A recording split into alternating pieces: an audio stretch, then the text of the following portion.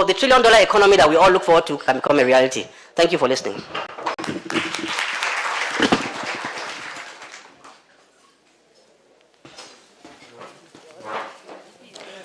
The trillion-dollar economy we all look forward to can become a reality. Words by the Director General, Bureau of Public Enterprises, ably represented. A round of applause one more time, ladies and gentlemen. Did a great job of summarizing over 2 decades in less than 10 minutes. Distinguished ladies and gentlemen. Ladies and gentlemen, I am honored to represent the Commandant General of the Nigeria Security and Civil Defense Corps, Professor Ahmed Abubakar Audi, MNI, OFR, at this important parliamentary and stakeholders roundtable summit on the probe of power sector reforms and expenditure running from 2007 to 2024. Permit me to sincerely commend the House of Representatives Ad-Hoc Committee for convening this timely and strategic engagement aimed at examining the challenges, achievements, reforms, and future direction of Nigeria's power sector. This initiative clearly demonstrates the commitment of the National Assembly to strengthening one of the most critical sectors of our national economy. I also wish to specially acknowledge the efforts of the Honorable Committee in bringing together key actors across the power value chain to collectively identify sustainable solutions to challenges confronting Nigeria's electricity sector. Such collaboration is essential to building a resilient, efficient, sustainable power industry capable of supporting Nigeria's developmental aspirations. Introduction. Distinguished Chairman and Honorable Members, the Nigeria Security and Civil Defense Corps, NSCDC, established under the NSCDC Act of 2003 as amended, carries a statutory mandate to protect critical national assets and infrastructure (SINA) across the Federation. Within this mandate, the protection of the power sector occupies a strategic and non-negotiable position in national security architecture. Electricity infrastructure is not merely a technical utility. It is the lifeblood of modern civilization and the backbone of national development. It powers industrial productivity, sustains healthcare delivery, enables educational advancement, strengthens digital transformation, and supports governance and the economic competitiveness. Consequently, any act of vandalism, sabotage, theft, or illegal interference with power infrastructure is not only a criminal offense, it constitutes economic sabotage and a direct threat to national stability and the development continuity. In discharging this responsibility, the Corps operates within a robust legal and policy framework, including the NSCDC Act 2003 as amended, the Nigeria Internal Security Project (NISP), the National Security Strategy (NSS), the Criminal Code Act, Penal Code, and other extant laws. Within these frameworks, the Corps has adopted intelligence-driven, technology-enabled, and proactive operational strategies to safeguard national power and the infrastructures. Key interventions by the NSCDC. Distinguished Chairman and Honorable Members, permit me to highlight key operational interventions undertaken by the Corps. 1. Strategic development of personnel.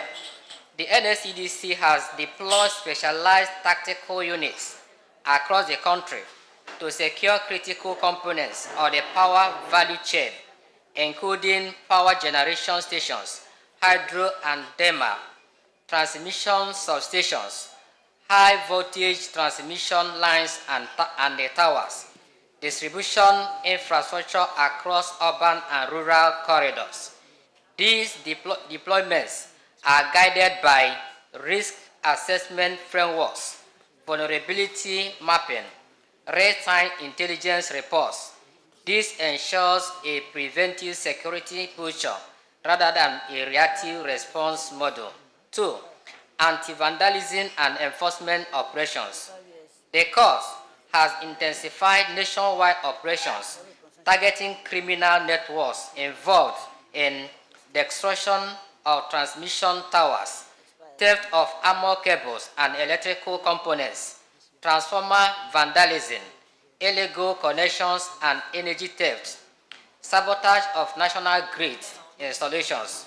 Through sustained enforcement, the Corps has achieved arrest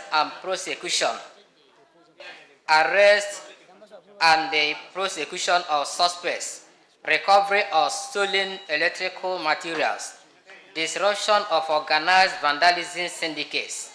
These operations demonstrate our firm resolve that critical infrastructure crimes will not go unpunished.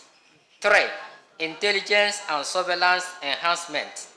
The Corps has significantly strengthened its intelligence architecture through the Commandant General's Special Intelligence Force, the Directorate of Critical National Assets and Infrastructure, community-based intelligence networks, covert surveillance, and early warning systems. This intelligence-driven model has improved operational response time, threat detection accuracy, field situational awareness. Number 4, interagency collaboration. The security of the power sector is a shared national responsibility. Accordingly, the NSEDC maintains strong collaboration with Transmission Company of Nigeria, TCN, Nigeria Electricity Regulatory Commission, NEC, generation companies, GENCOs, distribution companies, DISCOs, Nigeria Independent System Operator, Department of State Services, DSS, Nigeria Police Force, Nigeria Armed Forces. This synergy enhances intelligence sharing, joint operations, rapid incident response coordination. 5. Community engagement and public sensitization. Sustainable infrastructure protection requires community ownership. To this end, the Corps engages host communities, traditional rulers, youth organizations, civil society groups. Our sensitization campaigns emphasize economic consequences of vandalism, civic responsibility in infrastructure protection, legal consequences of aiding sabotage. Number 6, regulation of scrap metal activities. The scrap metal trade has unfortunately become a major channel for stolen infrastructure materials. The Corps has therefore intensified surveillance of scrap markets, enforcement against illegal operators, collaboration with regulatory authorities. This is aimed at blocking the criminal supply chain supporting infrastructure vandalism. Current initiatives. Number 1, implementation of NISP Phase 1 and 2. Under the Nigeria Internal Security Project, the Corps is deploying modern surveillance systems, including CCTV monitoring as strategic infrastructure points into national security intelligence platforms. 2. Establishment of command and control center. A centralized command and control center is being developed at headquarters to enable real-time surveillance, coordinate intelligence operations, support rapid development and emergency response. This will significantly improve operational efficiency and national coordination. Permit me, because of the time, Let me go to the conclusion because it is lengthy. Let me go to the conclusion. Go ahead. I should go ahead, sir. Okay, sir. Thank you, sir. Okay. So, challenges. Despite progress, several challenges persist. Increasing sophistication of vandalism syndicates, insider threat vulnerabilities, inadequate surveillance infrastructure, logistics constraints, including vehicles, communication tools, difficult terrain along transmission corridors, weak deterrence due to delayed prosecution, proliferation of illegal scrap metal markets, emerging cyber threats to automated systems. These challenges require urgent and coordinated national intervention. Support required. To further strengthen national capacity, the Corps respectfully requests 1. Legislative strengthening, review and the amendment of existing laws, establishment of fast-track courts for infrastructure crimes. Number 2, budgetary support, procurement of drones and surveillance systems, acquisition of operational vehicles, communication and logistics enhancement.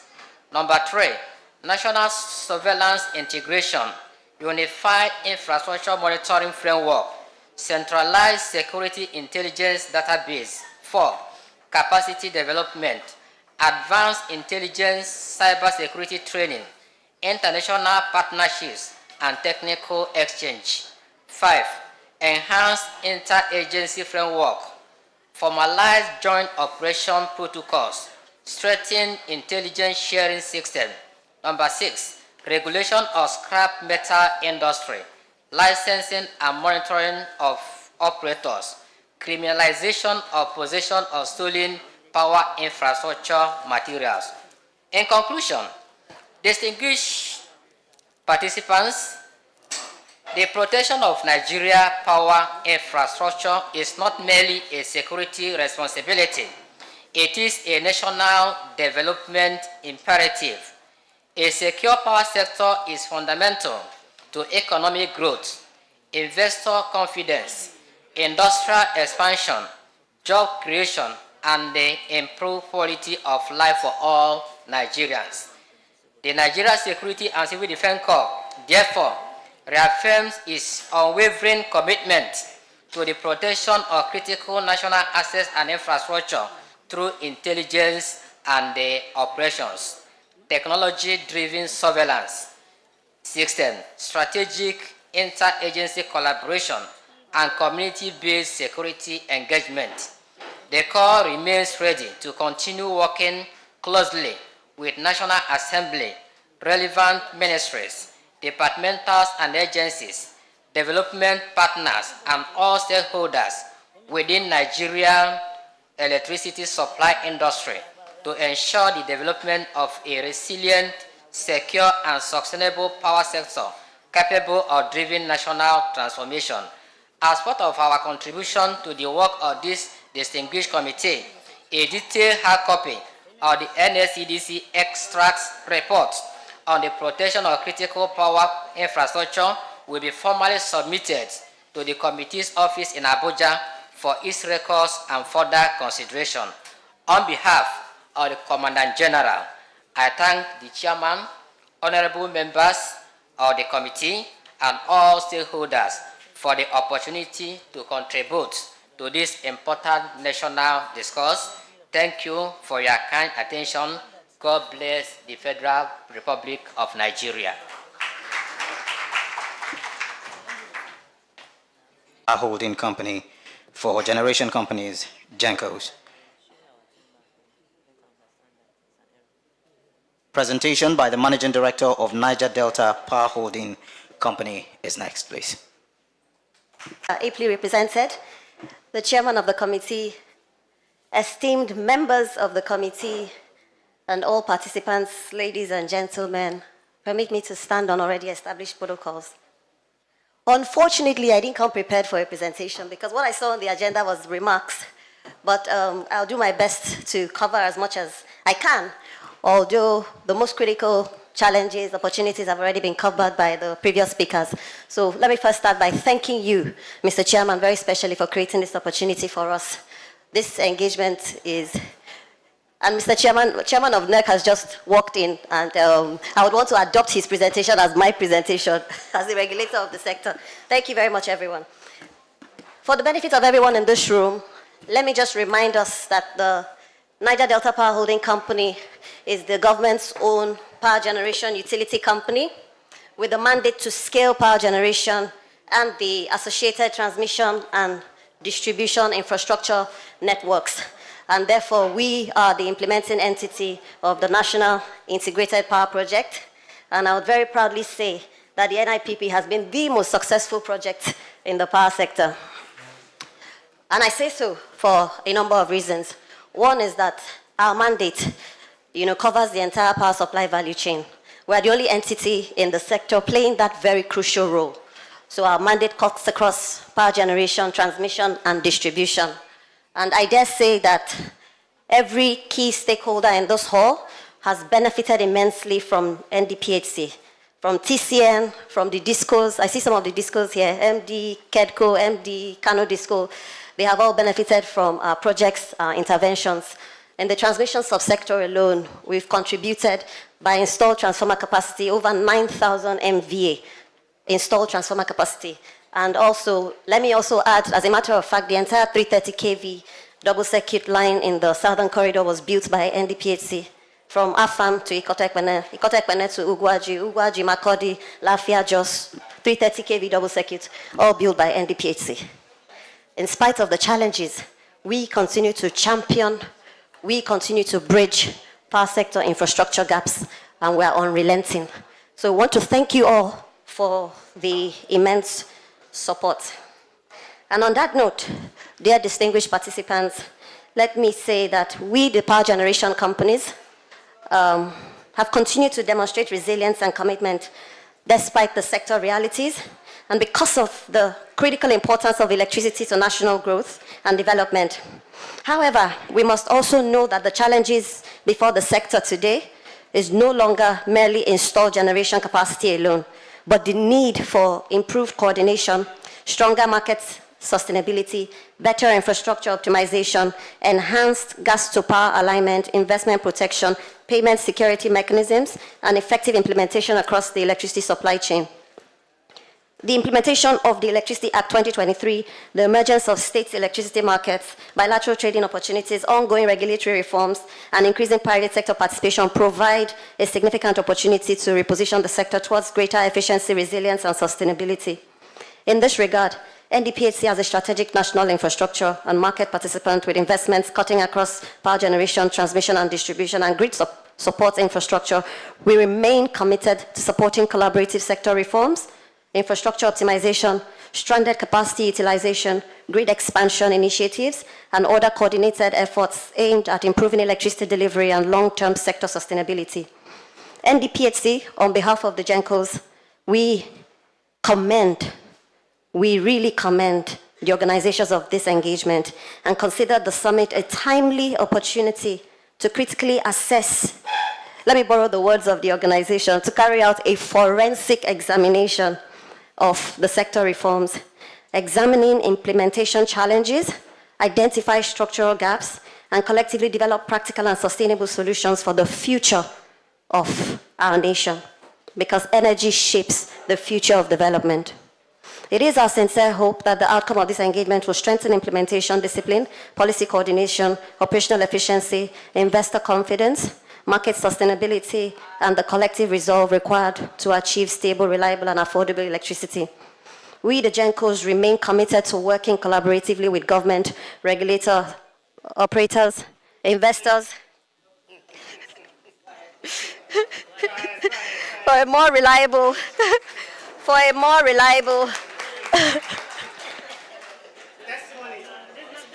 You watch on behalf of power. During the presentation, I overheard one of the presenters was talking about collaboration between the oil and gas regulator and the power regulator. I want to establish to this committee today that actually that collaboration exists. We normally do what we call reconciliation exercise twice a year, which we invite power. We also review the gas transmission code, which is a set of rules that governs the activities of gas on the transmission line. And then power is fully involved in that. And power knows that whenever they call NMDPRA, even at midnight, we get up and we make sure we resolve the issue. Where there are challenges with the gas producers, the NMDPRA established what we call the arbitration team, where there is commercial issues, we can arbitrate on their behalf without really going to the court, which will shorten the time and also the opportunity because we have all the figures in our hands. We also make sure that the price for the gas, especially for the power because of the peculiarity and the importance of power, that we give them a special concessionary price. We know most of the challenges why gas is not coming to some of the domestic sector is because the price is not good, but we insist. And we make sure that every year by the PIA we establish this price and we give power serious concession. Even though the gas producers want more money, but because we know the peculiarity of the power, we ensure that power gets a very good price. So there are so many activities that actually we're doing to make sure that power gets to the destination where they are actually targeting to get to. So with that, I want to congratulate the committee, and also I want to wish you a very fruitful deliberation on behalf of my Chief Executive. Thank you very much.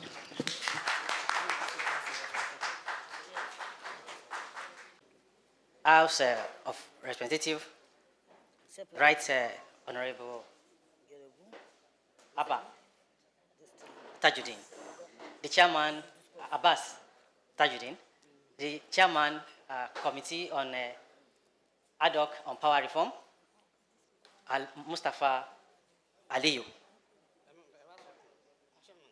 Representative of Regulators, Chairman, Representative, and all the GENCOs, industry stakeholders, ladies and gentlemen. Permit me to stand on all existing protocols. I'm standing here on behalf of my MD, who is unavoidably absent due to some other pressing national assignment. It is both privilege and honor to be addressed these distinguished ladies and gentlemen today on behalf of my management and the staff of NGIC. I would like to sincerely appreciate the committee for this invitation and for convening this important engagement at a time when collaborative action is critical to the sustainability and transformation of Nigeria power sector. NGIC as a gas transporter. NGIC does not produce gas, but we are the linkage between the gas producer and the power plant. As a matter of fact, from the wellhead to the production platform, we ensure we connect the dots right from Utorogu power plant that's close to Delta Power, up to Ihovo, up to Omotosho, down to Egbin. We ensure that the gas flow and we connect the dots even from Escravos Lagos pipeline system to ensure that the power